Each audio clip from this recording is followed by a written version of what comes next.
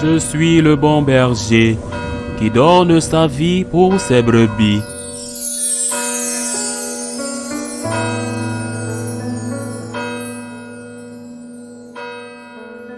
En ce temps-là, appelant la foule avec ses disciples, Jésus leur dit, « Si quelqu'un veut marcher à ma suite, qu'il renonce à lui-même, qu'il prenne sa croix et qu'il me suive.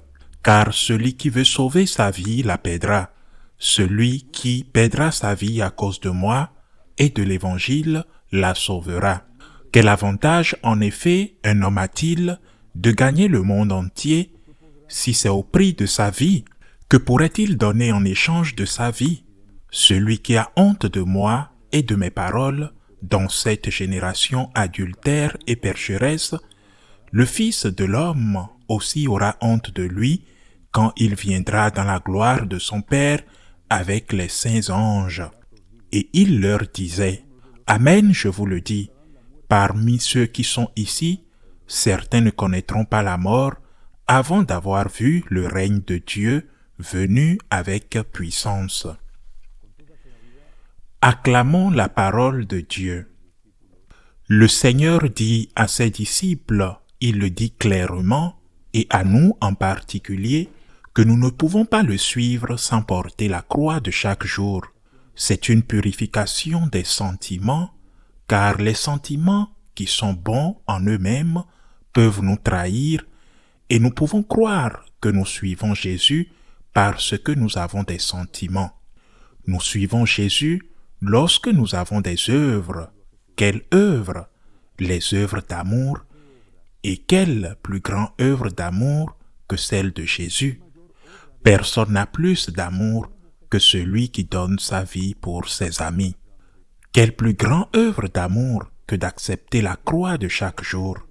Si vous pensez que vous êtes unis au Seigneur parce que vous avez des sentiments, mais que vous rejetez cette croix quotidienne, votre union avec le Seigneur n'est que sentimentale. Ce n'est pas vrai. Ce n'est pas un mépris des sentiments. Mais les sentiments sans les œuvres sont une foi morte. Quelle est la croix de chaque jour? La maladie, la vieillesse, les problèmes financiers, les problèmes de travail, les problèmes familiaux, votre propre péché, votre propre rechute, ces choses qui vous humilient, que vous souhaiteriez ne pas avoir, c'est votre croix quotidienne, portez-la par amour pour le Seigneur. Veux-tu aller à sa poursuite? Aimer comme il nous l'a enseigné, c'est-à-dire aimer en acceptant sa croix et aimer si le Seigneur te donne la grâce et la force de mettre sur ton dos un peu de la croix de l'autre et d'être un cinérin pour l'autre, alors tu seras un vrai disciple de Jésus, par amour pour lui, pour toi, avec toi, Jésus. La croix de chaque jour, avec sa grâce, avec toi et pour toi, par amour pour toi et par reconnaissance envers toi. La croix de chaque jour, avec ses multiples manifestations, parfois durables et donc très lourdes. Mais il y a quelque chose de plus dans cet évangile. Le Seigneur dit, « Celui qui a honte de moi et de mes paroles, dans cette génération adultère et pécheresse, le Fils de l'homme aussi aura honte de lui quand il viendra dans la gloire de son Père avec les saints anges. » Il parle d'être témoin de lui devant la société. Et je le répète, dans cette belle phrase du Seigneur, dans cette génération adultère et pécheresse, dit le Seigneur, soyons témoins, n'ayons pas honte d'exprimer notre foi, soyons témoins. Es-tu catholique? Affirme-le, je suis catholique.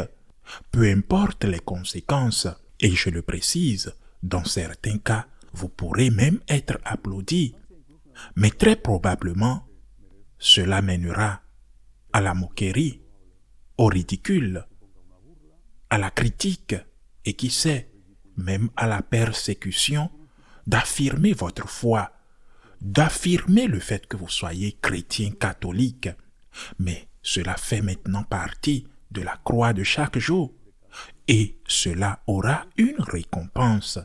Je suis un dévot passionné de Saint Dimas, car il a conquis le ciel au dernier moment de sa vie en défendant le Christ. Alors que tous l'insultaient, même celui qui mourait avec eux, Saint Dimas dit en ce moment-là, « Celui-ci est le Fils de Dieu. » Nous, quand nous confessons le Christ devant les hommes, en leur attirant peut-être et probablement des railleries, des insultes, ou même des problèmes économiques, et que nous le confessons par nos paroles et par nos œuvres, nous devons écouter en nous-mêmes et être remplis de joie parce que nous entendons les paroles de notre Seigneur Jésus. Nous entendons ces mêmes paroles que notre Seigneur Jésus a dites à Saint Dimas. Je te l'assure, cette nuit même, tu seras avec moi au paradis. Ce sont les paroles qu'aujourd'hui, avant que cela n'arrive, le Seigneur a dites. Le Fils de l'homme aussi. Celui qui aura honte du Fils de l'homme, j'aurai aussi honte de lui. Et celui qui n'aura pas honte du Fils de l'homme et qui lui rendra témoignage sera avec moi au paradis.